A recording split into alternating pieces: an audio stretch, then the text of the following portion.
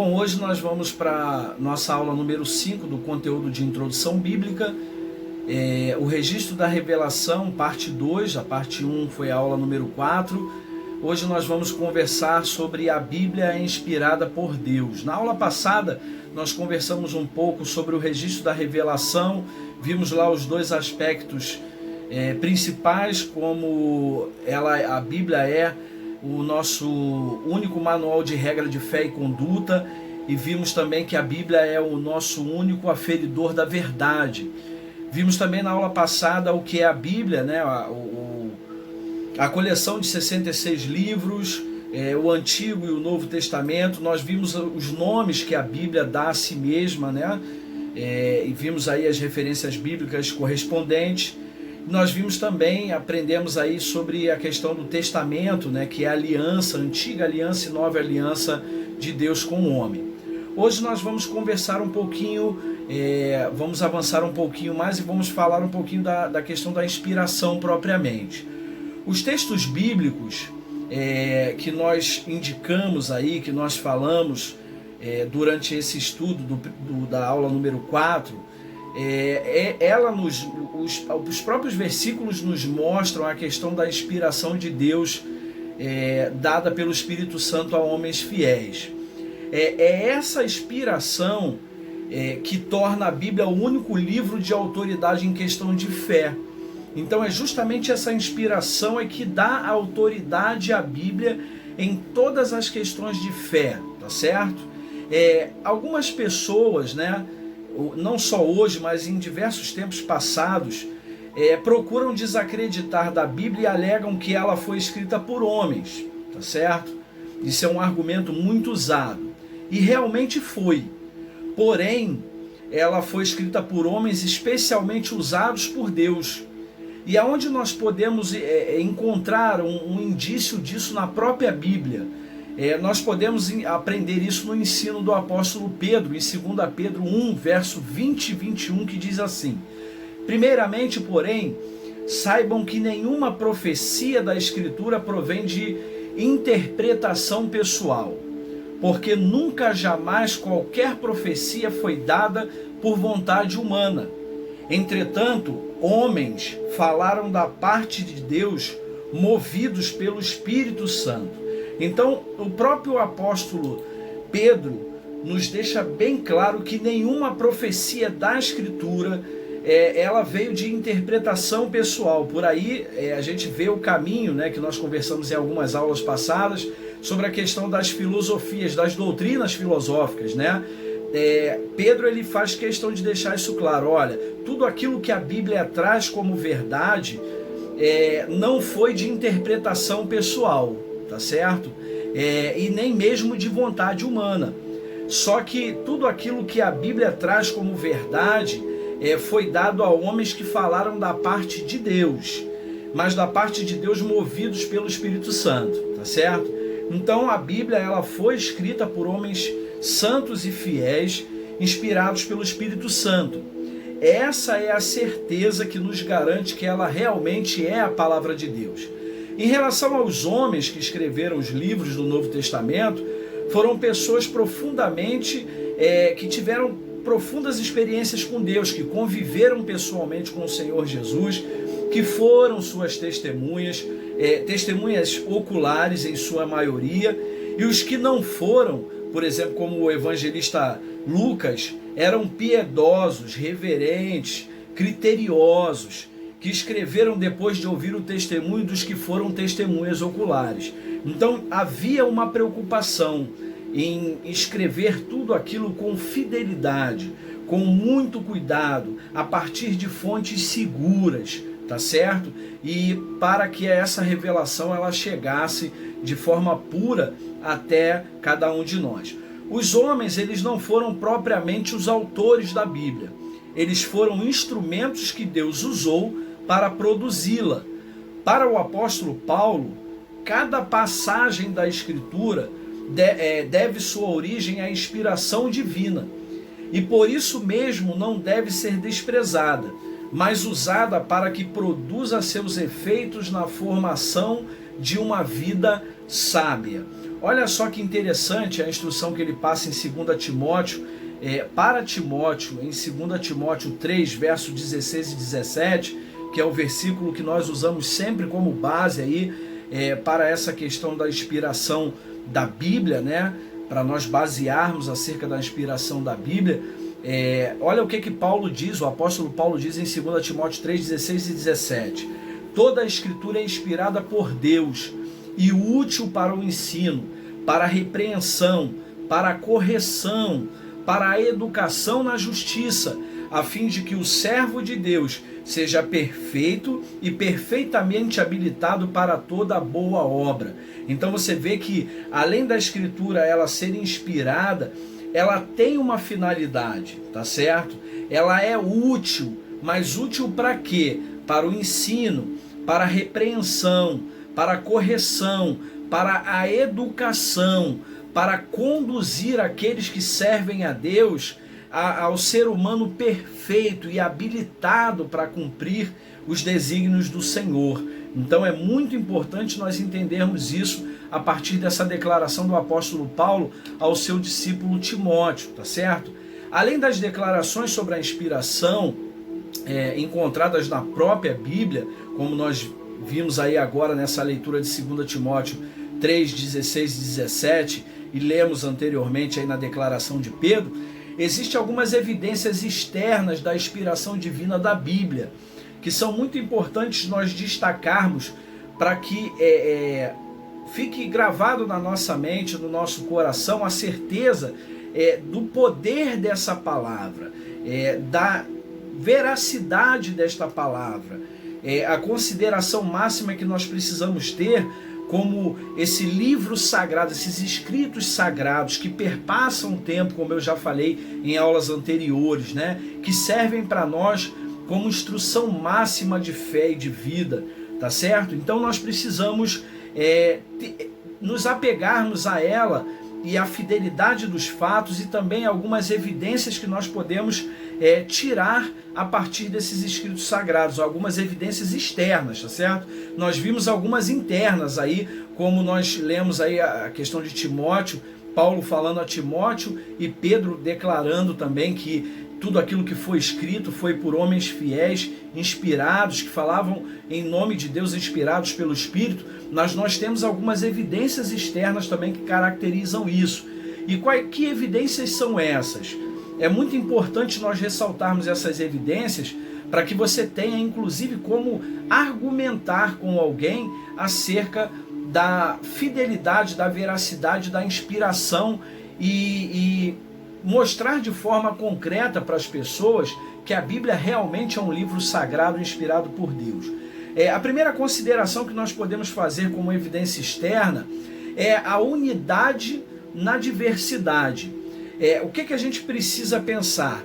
Considerável número de homens que viveram e que exerceram seus ministérios separados uns dos outros por muitos séculos, nas mais diversificadas condições geográficas, culturais, circunstanciais, econômicas e sociais, foram usados por Deus para escreverem os livros da Bíblia. Não obstante, ela apresenta uma impressionante unidade em sua mensagem, levando-nos à convicção de que uma e somente uma mente orientou toda a sua produção. Eu costumo sempre usar o exemplo, né? Vamos colocar aí uma forma simplificada. Você que assiste essa aula com a sua linguagem, com a sua forma de viver hoje, e outras pessoas que você conhece do meio cristão que tem uma forma de viver diferente da sua, né? Tem um gosto diferente, tem uma realidade social, econômica diferente da sua, mora de repente num bairro um pouco mais privilegiado economicamente do que o seu, né? Vamos dizer aí, por exemplo, nós temos como identificar isso de forma imediata, aqueles que moram de repente na zona norte do Rio de Janeiro e quem mora na zona sul do Rio de Janeiro, sem precisar dizer nada. Isso é porque eu estou querendo insinuar de repente que quem mora na Zona Norte tem menos educação que quem mora na Zona Sul? Não, é porque a condição de vida, a condução de vida é diferenciada. Então, todos os dias, na Zona Norte, de repente, você tem que pegar uma condução lotada, você tem que lidar com problemas de segurança. Então, tudo isso, de repente, na Zona Sul, aquele que mora lá não precisa ter isso. Ele acorda, de repente, todos os dias de frente para a praia. Então, toda essa condição de vida social faz com que as pessoas se portem de forma diferente na vida. Então, quando nós olhamos aquele que mora na Zona Norte, a linguagem daquele que mora na Zona Norte para a linguagem daquele que mora na Zona Sul é diferente. Agora você imagina, se tratando da Bíblia, aquele que escreveu, que tem a sua vida social conduzida pela realidade da Zona Norte do Rio de Janeiro, e outro que tem a sua escrita conduzida pela sua prática de vida na Zona Sul do Rio de Janeiro, de repente alguns que tiveram o seu estudo primário muito precário, e outros tiveram um ensino superior completo em colégios da melhor qualidade, particulares. Você pegar os escritos dessas pessoas e torná-los coerentes, únicos, unidos na sua mensagem. Então, somente Deus pode fazer algo desse tipo. Eu estou aqui exemplificando essa questão de Zona Norte e Zona Sul, para que você tenha o sentido propriamente do que eu estou dizendo, unidade na diversidade, tá certo? Então, alguns têm uma linguagem um pouco mais robusta, mais literária, outros têm uma linguagem um pouco mais simplificada, mais popular, mas todos eles, quando unidos, transbordam a mensagem de Deus para o homem de forma clara, de forma objetiva, e nós não temos como desconsiderar que somente uma mente pode ter conduzido estes homens que viveram essas circunstâncias tão diferentes, escreveram sobre essas circunstâncias diferentes. Somente uma mente pode ter conduzido, inspirado eles, e essa mente certamente foi a mente de Deus que orientou toda essa produção e toda essa mensagem. Então, a primeira evidência externa dessa inspiração é essa unidade na diversidade. Uma segunda evidência que a gente pode caracterizar também é o cumprimento das profecias. A mente que produziu a Bíblia mostra-se conhecedora dos fatos antes que se realizassem. Olha que interessante. Profecias do Antigo Testamento são citadas no Novo Testamento como tendo se cumprido em seus dias, como por exemplo, o caso de os soldados romanos terem quebrado as pernas dos dois homens que foram crucificados com Jesus e de se deterem diante dele e não procederem do mesmo modo com o Senhor Jesus. Olha que interessante. João 19,36 diz assim: e isso aconteceu para que se cumprisse a Escritura, nenhum dos seus ossos será quebrado. Essa citação, ela está em Salmo 34:20, que diz assim: preserva-lhe todos os ossos, nenhum deles sequer será quebrado. Um outro exemplo também muito maravilhoso é o da profecia de Isaías a respeito do Messias. E aí você vê que essa profecia ela foi escrita, e aí mais ou menos, a datação a gente sempre pode, eu vou falar mais ou menos, porque pode passar um pouco para mais, para menos, mas nós podemos pensar aí que essa profecia ela foi escrita 700 anos antes do nascimento de Jesus. E aí quando você lê Isaías capítulo 53, você tem a impressão de que foi escrito logo depois do sacrifício de Jesus. Então, a impressão que você tem é que Isaías ele teve um contato direto, presencial com o próprio Senhor Jesus. Mas quando você se depara com os fatos históricos, com a linha histórica dos escritos do Antigo Testamento, você percebe que esses escritos foram produzidos aproximadamente 700 anos do nascimento E isso aí, depois de nascido, percorreu-se ainda 33 anos até o sacrifício de Jesus. Então você percebe que cumpre-se as profecias que foram colocadas no Antigo Testamento, e essa é uma evidência de que esses escritos sagrados só podem ter sido inspirados por Deus, por uma mente que conheceu os fatos antes mesmo deles terem acontecido. Então isso é muito importante nós pensarmos, e é interessantíssimo quando você pega aí o livro de Isaías e faz essa leitura, a propriedade com que Isaías trata a pessoa do Senhor Jesus, do Messias, ele como um profeta messiânico, tratando de escrever sobre a pessoa do Senhor Jesus, é algo interessante. A gente não tem como não pensar que todos esses escritos foram inspirados, foram arquitetados e projetados por Deus para deixar para nós uma instrução máxima para a nossa condução de vida. Uma terceira afirmação que a gente pode ter aí como evidência externa dessa inspiração são as afirmações de maior exatidão científica. E o que eu quero dizer com isso? São afirmações feitas em eras de absoluto desconhecimento dos fatos, como, por exemplo, a referência à Terra fundamentar-se sobre o nada. Olha só o que diz Jó 26, verso 7. Ele estende o norte sobre o vazio e faz a terra pairar sobre o nada. Olha a declaração de Jó. E a referência à terra ser um globo, né? Ele é o que está assentado sobre a cúpula da terra. Isaías 40, verso 22, a parte A. Então, algumas afirmações de exatidão científica, ainda quando a ciência não havia provado nada, né? Não havia nem propriamente a ciência como nós a conhecemos hoje. Então você vê que a Bíblia ela já trazia algumas características científicas, né? Nos mostra muita coisa além disso, né? Além da questão do apoio da Terra no nada, né? E a questão dela ser redonda e tantas outras afirmações antes mesmo da ciência começar a investigar os fatos. Isso é muito interessante. Uma outra evidência externa que a gente pode tratar hoje também nesta aula é que a transformação dos homens em virtude do poder espiritual contido nas verdades bíblicas. E o que eu digo com relação a isso? Os mais vis pecadores têm sido transformados em novas criaturas por lerem a Bíblia. Um grande escritor aí, até então secular do nosso tempo, ele, ao pesquisar e investigar a vida de Jesus e escrever sobre a vida de Jesus, ainda não o conhecendo, ainda não investindo e colocando a sua fé nele, ele, ao estudar a vida de Jesus, ele consegue ali identificar a necessidade da sua vida de tê-lo como seu Salvador, e se rende aos pés de Jesus ao fazer a leitura da Bíblia Sagrada sem nenhum conhecimento direto, de repente de teologia ou qualquer estudo científico um pouco mais aprofundado.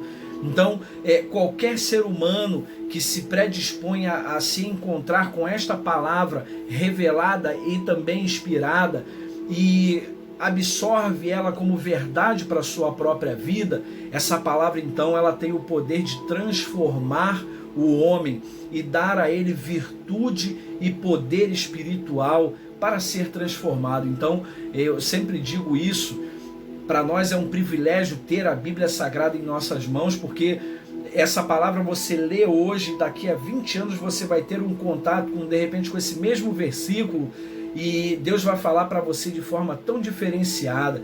Você vê que os pastores, né, quantos de nós, pessoas com 20, 30, 50 anos de ministério pregando a Bíblia, e ela é inesgotável. Quanto mais se prega, mais se tem para dar.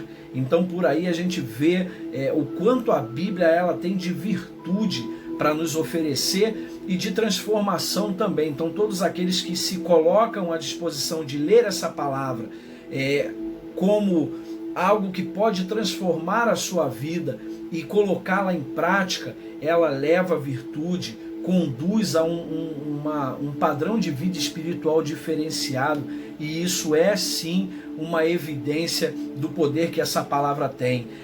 Poder esse que nenhum outro livro tem.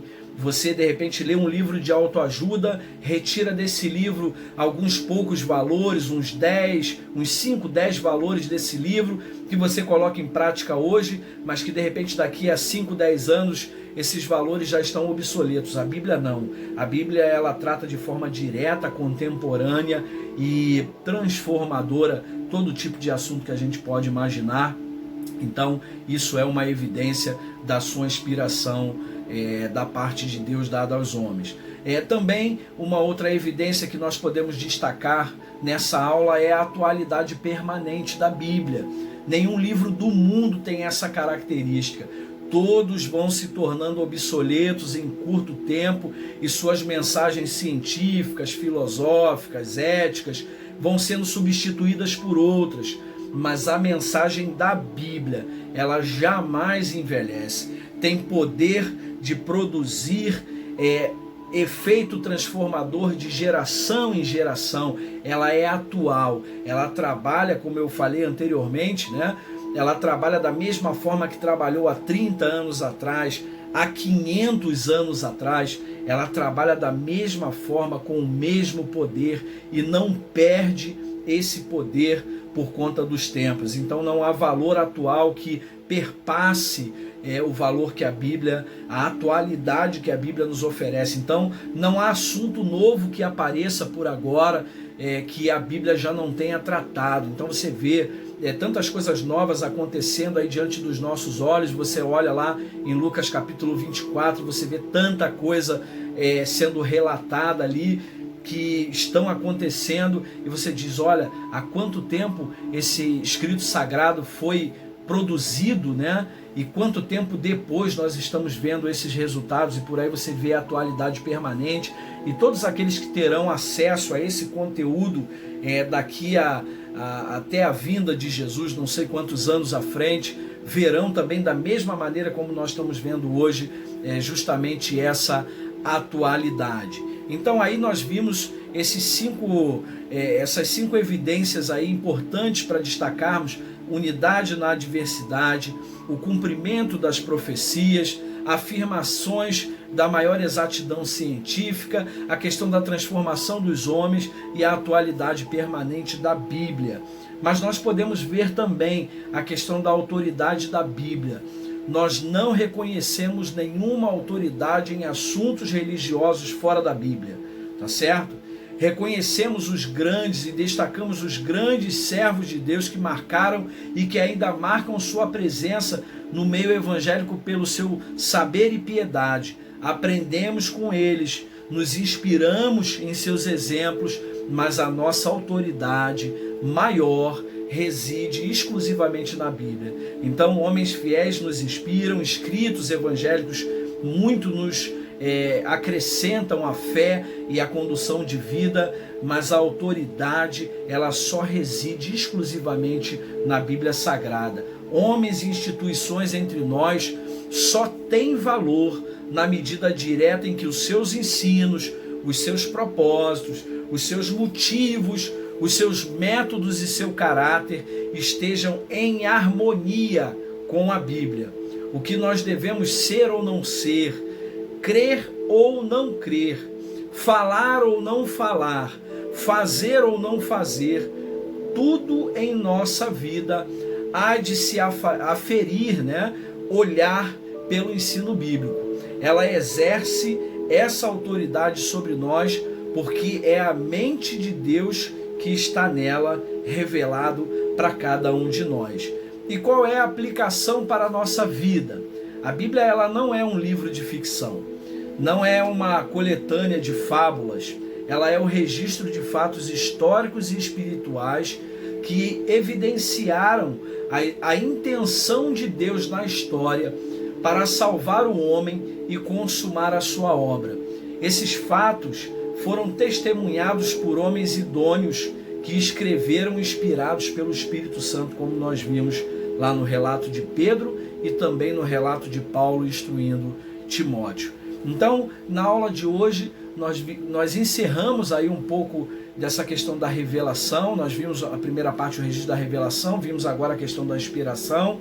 Então, que possamos nos ater a essas verdades que estudamos aí nessas 2 lições, guardarmos em nosso coração essas evidências externas de que a Bíblia realmente ela é inspirada por Deus, de que ela realmente perpassa o tempo, que ela tem um poder transformador, que ela é atual e que ela realmente tem toda a autoridade para transformar a vida de todos aqueles que a têm por manual de fé e conduta. Deus abençoe a sua vida. Até a próxima aula, se assim Deus permitir. Que Deus abençoe você.